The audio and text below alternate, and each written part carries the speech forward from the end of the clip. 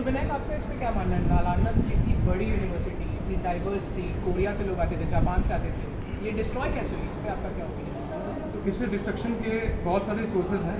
कोई कहता है कि 2 बुद्धिस्ट स्टूडेंट्स ही थे जिन्होंने श्राप दे दिया था किसी चलते, हालांकि इसका कोई पर्टिकुलर सबूत नहीं है। एक सबसे वैलिड रिसोर्स कहा जाता है, उसका ये कहा जाता है कि जो एक बादशाह था बख्तियार खिलजी, उस एक बार वो बीमार पड़ गया था। जब वो अपने रीन में था, वो बीमार पड़ गया था, तो उसको उसके उपचार के लिए कई सारे जो हकीम होते हैं वो लगे हुए थे, मगर बख्तियार बिल्कुल भी ठीक नहीं हो रहा था। तो उसका एक हकीम होता है बख्तियार, वो कहता है कि आप एक काम करिए, नालंदा में विश्व प्रसिद्ध ऐसे फिजिसिस्ट बैठते हैं जिनको अच्छे से पता है कि आपकी बीमारी कैसे ठीक हो सकती है। इस बात पे बख्तियार खिलजी चिढ़ जाता है। वो कहता है कि वो किसी गैर मुस्लिम से ऐसा काम नहीं करा सकता, इससे अच्छा वो मर जाएगा, ऐसे वो सोचता था। हुआ ये, हकीम कभी उसकी बातों में नहीं आते हैं, वो जाते हैं और नालंदा विश्वविद्यालय में जाके उस महान जो वैद्य होते हैं उनसे बात करते हैं। जब पता चलता है, वैद्य क्या करते हैं, जब उनको पता चलता है कि ऐसी ऐसी बात है, वो एक बुक पकड़ाते हैं। उस बुक में वो कहते हैं कि ये अपने बादशाह को दे देना।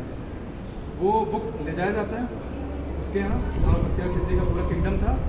वो बुक पढ़ता रहता है। 1 महीने बाद बख्तियार खिलजी पूरा ठीक हो जाता है, ठीक है।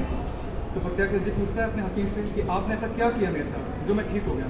तो वो बताते हैं कि वो जो महान वैद्य थे ना, उन्होंने जो मेडिसिन थी उसको उस किताब के हर पन्ने में डाल दिया था, और जब हम पन्ना पलटते हैं तो थूक लगा के पलटते हैं, वो थूक जो लगता था उस मेडिसिन की प्रॉपर्टी से वो ठीक हुआ था। इस बात को इतना ज़्यादा बरसर्क हो गया था बख्तियार खिलजी कि वो गुस्से में आके वो आया अपनी सेना लेके, जितने भी बौद्ध भिक्षु थे उन सबका कत्लेआम कर दिया और पूरी नालंदा जला दी। और कहा जाता है हफ्तों भर जली थी। एक और कहा जाता है, ऐसा मैंने जो सुना है, हालांकि इस कोई जो रिसोर्स में ऐसा हो ऐसा नहीं है, लेकिन ऐसा नहीं है, लेकिन जो मैंने ये सुना है कि जब बख्तियार खिलजी अपने एक्सपेडिशन पे था तो नालंदा बीच में आया, और ऐसा कहा जाता है जब वो आया नालंदा तो उसने पूछा, जो उनका मेन जो प्रिंसिपल होते थे उस नालंदा यूनिवर्सिटी के, कि यहाँ पे कुरान है?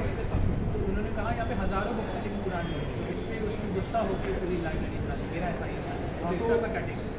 और इसका सोर्सेस तो हम वैलिड कह नहीं सकते हैं, बट हाँ हो भी सकता है कि वो एज लीजेंड्स में काफ़ी सारी स्टोरीज है। हाँ, स्टोरीज बहुत सारी हैं, हाँ, बुद्धिज्म में खास बट ये एक तरह के धार्मिक कट्टरता शो करता है, और जो हुआ बहुत ही गलत हुआ। हमारे पूरे बुद्धिस्ट सोर्सेज चल चुके हैं। पर मेरा मानना है कि इंडियंस अभी भी ऐसी इंफीरियरिटी कॉम्प्लेक्स में क्यों? जिस आदमी ने वो यूनिवर्सिटी जलाई बख्तियार खिलजी, उसी के नाम पे आज जो नालंदा प्रेजेंट है वो बख्तियारपुर के टाउन पे ही है। तो ऐसा क्यों उसका नाम चेंज नहीं हो रहा? इसका तो क्या होगा? नाम चेंज होना चाहिए।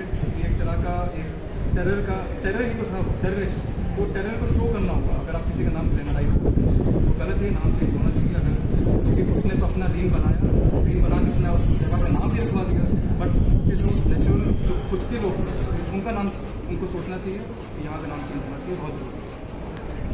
Thank you very much. Thank you very much. So ये था, हमने नालंदा पे बात की, नालंदा के कुछ लीजेंड्स पे बात की। हालांकि ये ट्रस्टेड सोर्सेज के ओपिनियन है, ऐसा नहीं है। चाहे विनायक ने भी बात की या जो मैंने की कि इस्लाम या कुरान का इसमें रोल था या नहीं, बट अगर आपको अच्छा लगा हो तो अपना प्यार दें। धन्यवाद। जय हिंद। कैमरामैन आदर्श सिंह के साथ संपादक आर्यन। धन्यवाद।